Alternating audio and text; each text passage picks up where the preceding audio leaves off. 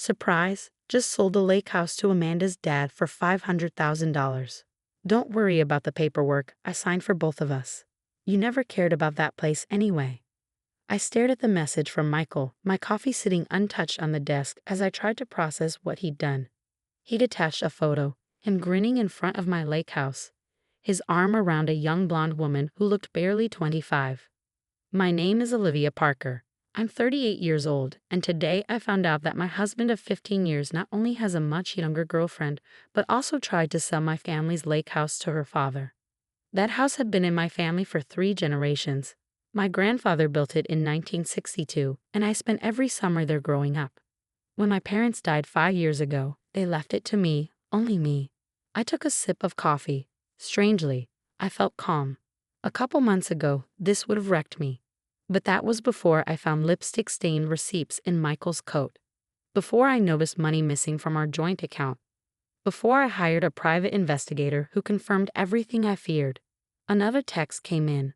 Amanda's dad already sent the money. We're thinking of remodeling, maybe adding a pool. Time to bring some youth to the place. I couldn't help but smile a little. Michael was always full of himself. But this? Trying to sell property that wasn't his? That was a new level. Then a message from a number I didn't know. Hi Olivia, it's Amanda. Just wanted to thank you for being so cool about the house. Daddy's super excited to make it our new vacation spot. Michael says you never use it anyway. I saved her number and didn't reply. Instead, I called Thomas Morgan, our family lawyer. Olivia, he answered right away. I was just about to call. I got some odd documents about the lake house. Let me guess, I said, leaning back. A forged signature trying to transfer ownership. Exactly, and not a very good one either. Your husband's no expert in faking signatures. I heard papers rustling on his end. The interesting part, he added, is that Amanda's dad already wired $500,000 into Michael's personal account. $500,000? I asked, already knowing the number. Yes, and since Michael had no right to sell the house and this clearly counts as fraud. He trailed off. What can we do? Well, Thomas said with a hint of amusement, we can tell Amanda's dad right now and start legal action against Michael. Or, I asked. We could wait until they submit the transfer paperwork to the county and let them figure out they've been scammed. Sometimes people learn best when reality hits. I thought of Michael's smug texts, Amanda's clueless message, and all the nights I'd wondered why he'd been so distant. Let's wait, I said. How long do we have? With that amount of money, they'll likely file in the next few days. I looked at a photo on my desk, Michael and I last summer at the lake house. He was smiling, but now it looked fake. Was he already planning this then? Keep me updated, I told Thomas. Thanks. After hanging up, I finally replied to Michael. Congrats on the sale. Hope everything turns out just the way you deserve. He texted right back. Glad you're finally being reasonable. I'll send someone to pack your stuff. I looked around my office at everything I'd built for myself while Michael plotted behind my back. The lake house wasn't just a place, it was history, family, love. And the fact he thought he could just sell it like it meant nothing said everything about who he really was. Another text buzzed in. Michael says we should throw a housewarming party after the reno. You're totally welcome to come if you want. I put the phone down without replying. Let them have their party. Let them plan. The real surprise was coming, and this time, I'd be the one watching it unfold. I stood and walked to the window, looking out at the city. I'd had this office view for 10 years. Ever since I started my own practice. Michael once called it a waste of money, said my clients didn't care about the view. But I cared, just like I cared about the lake house, about family, about respect. My phone lit up with a message from Thomas. They just submitted the paperwork to the county. Should take about 48 hours. I smiled as the sunset painted the sky in warm colors. In 2 days, Michael would realize what he'd really done. And I'd be right here, watching everything fall apart. For him. Because sometimes, the best revenge is just letting people deal with the mess they made. 2 days passed at an agonizingly slow pace. I kept my phone close, waiting for the inevitable explosion that would come when Michael discovered his mistake. Each hour brought new messages from him and Amanda, filled with renovation plans and thinly veiled jabs about updating the old place. The call came at 3:47 p.m. What the hell is this? Michael's voice crackled through my speaker. All pretense of civility gone. The county just rejected the transfer. They're saying I had no right to sell the property. I settled into my office chair, enjoying the panic in his voice. Oh, that's strange. Did they say why? Don't play dumb, Olivia. They said the house is solely in your name. That's impossible. We're married. Everything is joint property. I could hear Amanda in the background, her voice high and worried, asking what was wrong. Not everything, Michael. The lake house was inherited from my parents. It was never in your name. You knew, he accused. You knew and you let me sell it anyway. Correction. I let you try to sell it. There's a difference. I kept my voice calm, professional. By the way, how's Mr. Anderson taking the news? The silence on the other end was deafening. Finally, Michael spoke, his voice tight with barely controlled rage. He's threatening legal action. Says if he doesn't get his money back immediately, he's going to the police. Well, that's unfortunate, I replied. Especially since you've already spent some of that money, haven't you? Another pause. I could almost see him pacing, running his hands through his graying hair the way he did when things spiraled out of his control. How did you know that? The same way I know about the apartment you leased for Amanda 3 months ago, and the jewelry you bought her, and the weekend trips to Miami. I let each revelation land like a hammer blow. I'm not as oblivious as you thought, Michael. You had me followed. His indignation would have been amusing if it weren't so hypocritical. Let's call it due diligence. Now, I assume Mr. Anderson will want his $500,000 back rather quickly. I don't, he started, then stopped. I can't pay it all back right now. In the background, I heard Amanda's voice rise in pitch. What do you mean you can't pay it back? Daddy's going to be furious. I waited, letting them argue for a moment before speaking again. You know, fraud charges are serious, Michael. Forging signatures, selling property you don't own. That could mean jail time. You wouldn't, he said, his voice wavered. I wouldn't have to do anything. Mr. Anderson seems perfectly capable of handling that himself.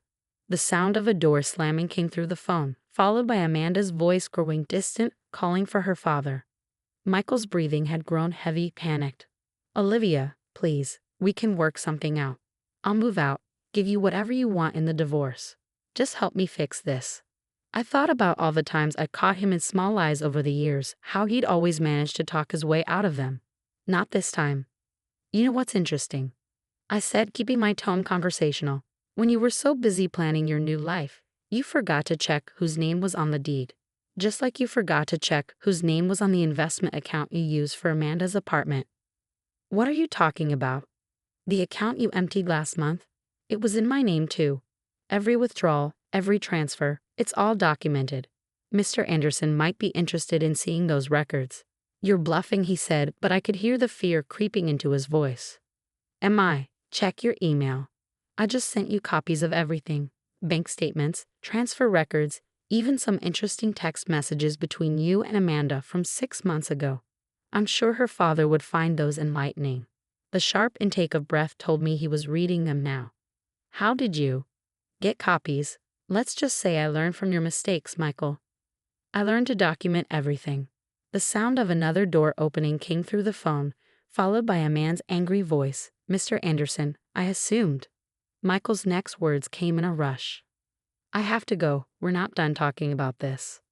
Actually, I said, I think we are. Good luck with Mr. Anderson. I hear he has an excellent lawyer. I hung up and leaned back in my chair, feeling lighter than I had in months. Through my office window, I could see storm clouds gathering on the horizon, appropriate weather for the storm Michael had just walked into. My phone buzzed with a text from Thomas. Mr. Anderson's lawyer just called. They're pursuing criminal charges unless full restitution is made immediately. I smiled, typing back, keep me updated. I have a feeling things are about to get very interesting. Looking at the family photo on my desk, taken at the lake house last summer, I finally saw what I should have noticed months ago. While Michael was looking at the camera, his smile forced and distant, I was looking at the horizon, already moving toward a future that didn't include him. The fallout was swifter and more devastating than even I had anticipated. By evening, Mr. Anderson had marched into the police station, files in hand, ready to press charges. Michael's desperate calls kept coming, each one more panicked than the last. "Please, Olivia," he begged during his sixth call. "Anderson's serious about pressing charges. I could go to jail." I sat on the lake house dock, my feet dangling over the water, watching the sunset paint the lake in shades of gold. "That's generally what happens when you commit fraud, Michael." "I'll do anything," he said. "I'll give you full ownership of everything in the divorce. Just help me fix this." I couldn't help but laugh. "Full ownership? Of what exactly?" "The house you tried to sell is already mine. The investment account you drained was in my name. What exactly are you offering?" His silence spoke volumes. "That's what I thought," I continued. "By the way, Amanda stopped by earlier." "What?" The panic in his voice rose. "Why?" "To apologize, actually. Seems her father showed her all the evidence, including those texts where you promised to leave me 6 months ago. She was quite shocked to learn you'd been lying to her too." The truth had hit Amanda hard. She'd arrived at the lake house in tears, mascara streaking down her face. "He told me you were separated," she'd sobbed. "He said you were just staying together for appearances." I'd made her tea, let her cry it out. Sometimes the best revenge is simply letting people see the truth for themselves. "Amanda's gone." Michael's voice cracked. "Back to her father's house." She mentioned something about focusing on her career instead of lying older men. Her words, not mine. The sound of something breaking came through the phone, followed by muffled cursing. "Mr. Anderson's lawyer called," I said conversationally. "They're willing to drop the criminal charges if you repay the full amount within 48 hours. Generous of them, don't you think?" "You know I can't get that kind of money that quickly." "Actually, you can. Sell your beloved boat. Liquidate your retirement account. Sell those ridiculous collector cars you bought last year. It might be just enough." Another crash, followed by heavy breathing. "You're enjoying this, aren't you?" "No, Michael, I'm not enjoying it. I'm just finally seeing you clearly." I ended the call and looked out over the lake. The water was calm, reflecting the evening sky like a mirror. My grandfather used to say still waters run deep, meaning the quietest people often have the most powerful thoughts. He would have appreciated how this played out. Over the next week, I watched through my lawyer as Michael scrambled to gather the money. He sold his prized possessions, emptied his accounts, even borrowed from friends. In the end, he managed to repay Mr. Anderson just hours before the deadline. The divorce proceedings were remarkably straightforward. Michael, humbled and exhausted, didn't contest anything. He signed the papers without argument, giving me everything I asked for, not that there was much left to give. The last time I saw him was at the courthouse. He looked older, defeated, his designer clothes replaced by off-the-rack basics. "I never meant for it to go this far," he said quietly. "You never meant to get caught," I corrected him. "There's a difference." He nodded, shoulders slumping. "The lake house, it really was beautiful. I should have appreciated it more." "You should have appreciated a lot of things more, Michael." As he turned to leave, he paused. "What will you do now?" I smiled, thinking of the renovation plans I'd already drawn up for the lake house. Not to modernize it, but to restore it to its original glory, the way my grandfather had built it. "I'm going to keep building the life I deserve," I said. "And this time, I'm doing it my way." The following weekend, I hosted a family reunion at the lake house. Cousins, aunts, uncles, all the people Michael had gradually pushed away over the years. We shared stories about my grandfather building the place, about summers spent swimming and fishing, about the legacy that had almost been lost. Standing on the dock that evening, watching the kids play in the water while the adults gathered on the porch, I felt a profound sense of peace. The house was full of laughter again, full of life and love, the way it was always meant to be. My phone buzzed with a text from Thomas. "Final divorce papers are filed. It's officially over." I looked out over the lake, at the future stretching before me like the endless horizon. "No," I thought, "it's just beginning." Sometimes the best revenge isn't about getting even. It's about getting free. Free to live authentically, free to honor your legacy, and free to build something better from the ashes of betrayal. The lake house stands as a testament to that truth. Not just a house, but a home. Not just a property, but a legacy. And not just a victory, but a new beginning.